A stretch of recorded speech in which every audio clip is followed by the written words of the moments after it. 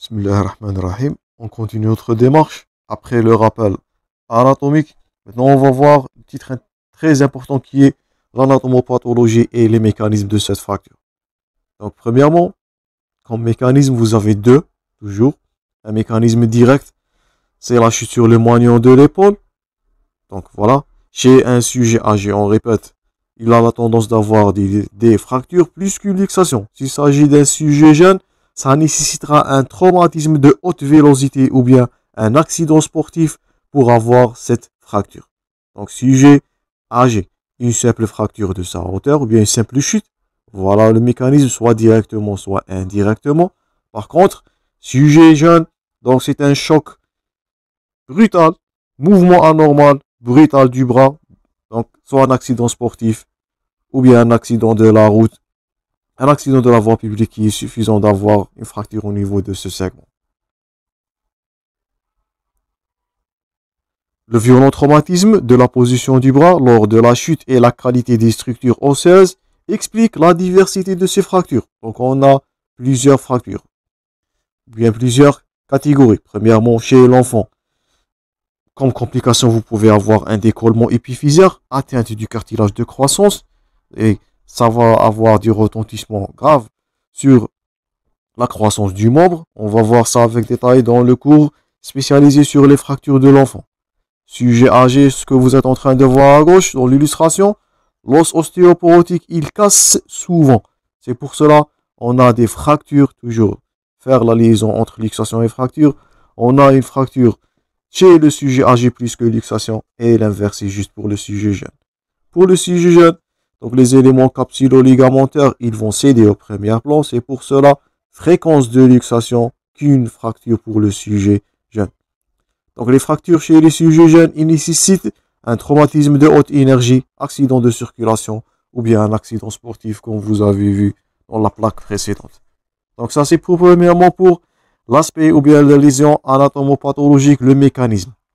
Maintenant on va passer à la fameuse classification d'Olivier et de Duparc que vous êtes censé de garder par cœur.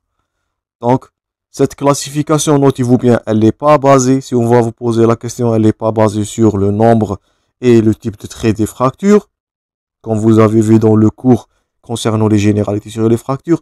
Elle est basée, si on va vous poser la question, sur le lieu ou bien le siège de ce trait. C'est pour cela on a des fractures dites parcellaires, on a des fractures extra-articulaires, c'est pour ça on avait basé précédemment sur le rappel anatomique, les fractures articulaires et l'association de fractures et de luxation. On répète, la fameuse classification d'Olivier et de Duparc. 4 types. Le premier, c'est les fractures parcellaires. Le deuxième, c'est les fractures extra-articulaires, donc au-dessous du col anatomique ou bien au-dessous de l'insertion musculaire, ligamentaire plutôt, capsulaire. Fracture articulaire, donc la tête et le col anatomique et l'association de fracture et luxation toujours. Devant toute luxation, ce qu'on avait dit précédemment, éliminer une fracture. Donc là voilà, une fracture parcellaire, donc c'est indiqué dans votre support. Donc vous êtes en train de voir que seulement un petit segment là qui est arraché. Donc c'est l'arrachement de l'insertion du tendon, soit du muscle supra-épineux par exemple, ou infra-épineux selon la localisation. Est-ce que c'est du trochin ou du trochité qui est intéressé là? C'est pour cela qu'on dit que c'est une fraction ou une fracture parcellaire, une petite portion qui est arrachée. Ça c'est le premier cas. Une fracture extra-articulaire. Et vous pouvez dire dès maintenant que cette fracture-là, elle est située au-dessous du complexe. Donc ça c'est le col chirurgical. Ça c'est le col anatomique. Donc au-dessus de cette dernière, heureusement, c'est une fracture extra-articulaire. Elle n'a pas un retentissement, heureusement, sur la fonctionnalité, voire l'irrigation ou bien la vascularisation nourricière de cette articulation. Donc tout ce qui est extra-articulaire et parcellaire, on peut dire c'est du bon pronostic. Par contre, là voilà, malheureusement, une fracture articulaire. Vous pouvez dire dès maintenant qu'il s'agit d'un trait de fracture au niveau du col anatomique, pas le chirurgical. Il s'agit aussi d'une dissociation des deux tubercules, le grand et le petit. Donc c'est une fracture multiple, fragmentaire, avec atteinte du col anatomique. C'est une fracture malheureusement articulaire. Elle a les deux retentissements. Sur la vascularisation, vous pouvez avoir une nécrose après la consolidation de cette dernière, voire un retentissement sur la fonctionnalité donc, de cette épaule due à la lésion capsulaire, ligamentaire et même musculaire. Le dernier cas qui est indiqué dans votre support, c'est une association d'une fracture aux luxations.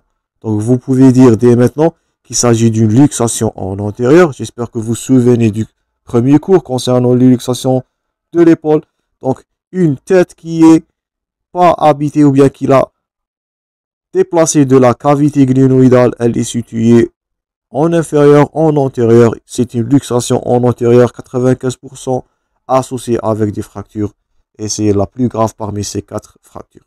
Donc, classification du parc et Olivier. 4 catégories, parcellaire, extra-articulaire. Les deux sont de meilleurs pronostics par rapport à deuxièmes qui sont les fractures articulaires et fractures luxation. Et on répète, elle est basée cette classification sur la localisation, sur le siège de trait de cette fracture, pas sur le nombre de fragments, pas sur le mécanisme, pas sur le type de trait, c'est la localisation si on va vous poser la question. Maintenant on va détailler. On a premièrement pour les fractures parcellaires, cette fracture peut atteindre le trochité, la grande tubérosité. Donc là voilà une fracture du trochin, ou bien trochité le grand, ou bien la petite tubérosité. Donc c'est la fracture du trochin. Donc ce qui est illustré dans votre support, c'est une fracture parcellaire du trochité. Donc un grand fragment intéressant, l'insertion du muscle sus-épineux. C'est pour cela qu'on avait insisté sur la coiffe des rotateurs. Donc, il attire la voûte acromiale, ce qui va réduire souvent après une réduction de cette luxation. Donc voilà, c'est l'aubanage, donc comme traitement. Donc on va faire notre réduction. Ça c'est un aubanage, ça c'est du vissage. Et heureusement, elle n'a pas un très grand retentissement sur l'articulation. Donc, peut survenir cette dernière soit sur la grande tubérosité, le trochité, voire la petite tubérosité, le trochin. Donc, c'est la plus bénie si on peut utiliser le terme. Deuxièmement, c'est des fractures qui sont extra-articulaires ou sous-tuberculaires. C'est la même chose. Donc, voilà un trait qui est parcellaire. Vous êtes en train de voir que c'est le trochité qui est arraché. Et voilà le trait horizontal. Ça, c'est une fracture sous-tubérositaire ou bien une fracture extra-articulaire.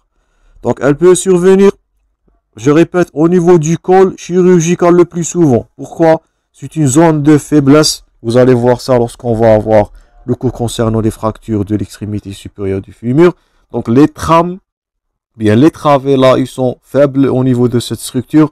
Ce qui explique, si on vous pose la question, le siège le plus fréquent des fractures extra-articulaires, il est souvent au niveau du corps chirurgical.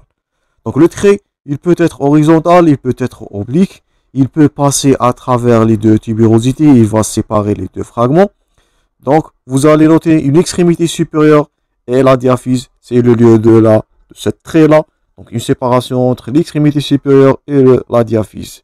Cette dernière, elle peut être engrainée ou non engrainée. Là, dans votre support, vous êtes en train de voir une fracture qui est engrainée. Donc, les deux segments, ils sont rapprochés. Voilà. Donc, un trait qui est oblique. Et voilà un trait qui est horizontal. A et B. Ce sont les deux variétés qui sont dites engrainées. Ou bien peut-être, cette dernière, elle pourra être non engrainée. Donc, déplacement, vous êtes en train de voir qu'il s'agit là d'un chevauchement. J'espère que vous vous souvenez du premier cours. Avec un raccourcissement de ce membre. C'est une fracture non engrainée qui est de plus mauvais pronostic par rapport à la précédente. Ça, c'est le col chirurgical, on répète, c'est pas du col anatomique, c'est primordial de connaître. Donc, la fracture extra-articulaire engrainée, c'est la plus fréquente, heureusement. Donc, il existe un télescopage entre cette fracture et la diaphyse, donc les deux extrémités, soit l'extrémité supérieure ou la diaphyse, elle donne heureusement une certaine stabilité de ce foyer fracturaire. Par contre, la fracture non engrainée, donc la diaphyse, elle va perdre tout contact avec l'épiphyse. Les mouvements imprimés au niveau du bras, ils ne sont pas transmis au niveau de l'extrémité supérieure. Donc, vous pouvez dire qu'il s'agit d'une fracture extra, bien engrainée ou non engrainée de cette fracture extra-articulaire par une mobilisation qui est bien sûr douce. Si les mouvements transmis par la main, ils vont être transmis à l'extrémité supérieure, c'est engrainé. Donc s'il s'agit d'une séparation, donc le terme là, perte de tout contact, c'est une fracture non engrainée. Donc la diaphyse, elle va déplacer en dedans et elle va menacer l'axe vasculo-nerveux ou bien elle va transfixer le deltoïde. C'est pour ça, fracture non engrainée toujours, c'est du plus mauvais pronostic par rapport à une fracture engrainée. Donc les deux premières qui sont extra-articulaires, donc la voilà, fracture parcellaire, soit le petit, bien la petite et la grande tuberosité, le trochité et le trochin, voire les fractures au niveau du col chirurgical dans ces deux variétés engrainées et non engrainées. Jusque-là, ces fractures, ils n'ont pas un retentissement, je répète, sur la fonctionnalité, voire la vascularisation nourricière de cette dernière. Maintenant, on va passer aux deux autres variétés qui sont plus graves. Donc, une fracture articulaire, donc voilà toujours une fracture sous-tubérositaire. Là, voilà une fracture tuberculaire au niveau du trochité. Donc, tout ça, c'est extra-articulaire dans l'illustration. Là aussi, une fracture parcellaire. Donc, elle a intéressé, vous pouvez dire que c'est la petite tubérosité, c'est le trochin. Donc, les deux, trochité, voire le trochin, peuvent être atteints. Tout ça, c'est les fractures extra-articulaires. Là aussi, fracture au niveau du col chirurgical. Donc là, voilà, avec les deux variétés, oblique et transversale, engrainée et non engrainée, toujours dans l'illustration. Et maintenant, donc là, voilà, la fracture articulaire. Donc cette dernière, elle peut être située au niveau du col anatomique ou bien la fracture céphalo-tubérositaire. Donc la fameuse, ou bien la fracture articulaire aussi appelée la fracture céphalo-tubérositaire. Il s'agit dans cette dernière 3 à 4 fragments malheureusement. Donc, vous pouvez dire c'est du plus mauvais pronostic. Le trait, il va intéresser la tête et les deux tubérosités. Donc, le massif tubérositaire peut être unique, non déplacé ou bien refondu. La tête humérale.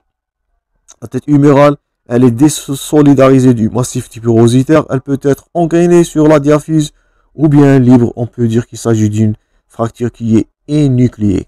Et notez bien, lorsqu'il s'agit d'une énucléation, énucléation veut dire que cette tête humérale, elle va déplacer lointainement de complexes massifs ou bien des deux tubérosités, là où vous allez noter malheureusement le risque de nécrose de cette dernière par rupture du paquet vasculo-nerveux ou bien du paquet nourricier pour cette dernière. Donc on répète, c'est une fracture céphalo-tubérositaire ou bien une fracture articulaire, 3 à 4 fragments. Donc pas 2 fragments malheureusement. Donc elle est complexe. Elle peut être soit engrainée. Dans cette dernière, il n'a pas un retentissement majeur sur la vascularisation. Ou bien malheureusement énucléée. Lorsque vous allez entendre dans vos cas cliniques, il s'agit d'une énucléation de la tête humérale. Voilà, une tête qui est énucléée, donc totalement séparée, lointainement de deux trochantères. Malheureusement, il s'agit d'un risque sur la vascularisation. Cette dernière pourra évoluer vers une nécrose. Ces fractures graves, elles vont menacer, c'est écrit dans votre support, ils vont menacer la vascularisation de la tête humérale.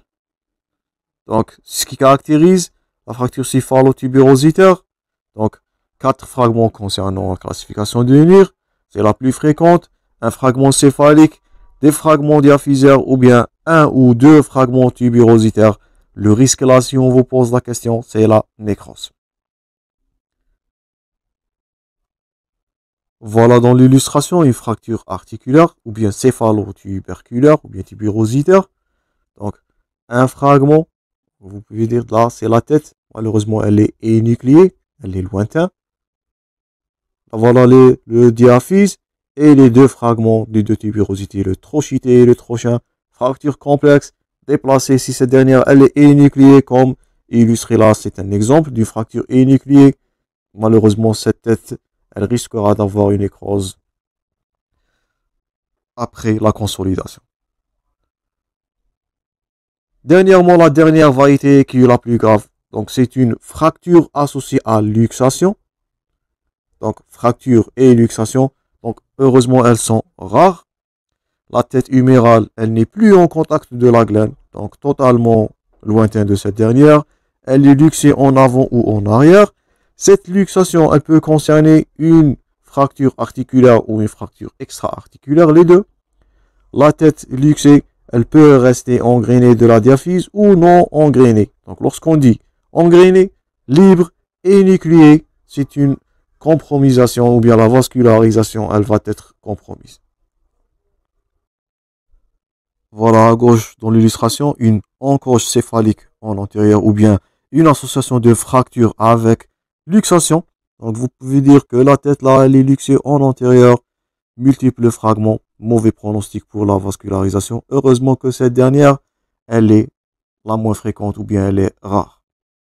Donc si on résume ce qu'on a vu pour la classification de Duparc et Olivier, que vous êtes censé de la connaître, les fractures parcellaires qui peuvent intéresser soit le trochité ou bien le trochin.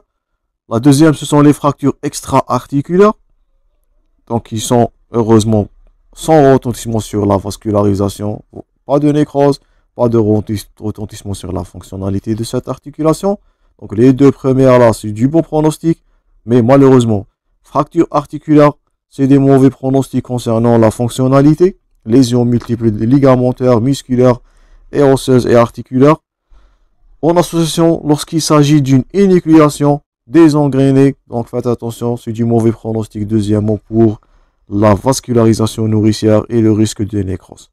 Donc les deux premières là, c'est facile à traiter, mais par contre, ces deux là, donc le risque majeur, si on va vous poser la question pour les fractures articulaires ou bien l'association à des luxations, c'est la nécrose de la tête humérale, c'est la complication majeure de cette dernière. On va continuer ce cours prochainement et on va voir l'aspect clinique. J'espère que vous avez noté tous les points forts concernant la classification d'Olivier et Duparc avec les 4 variétés car ils sont très hypertombables. Merci pour votre attention, bon courage et au revoir dans la prochaine partie.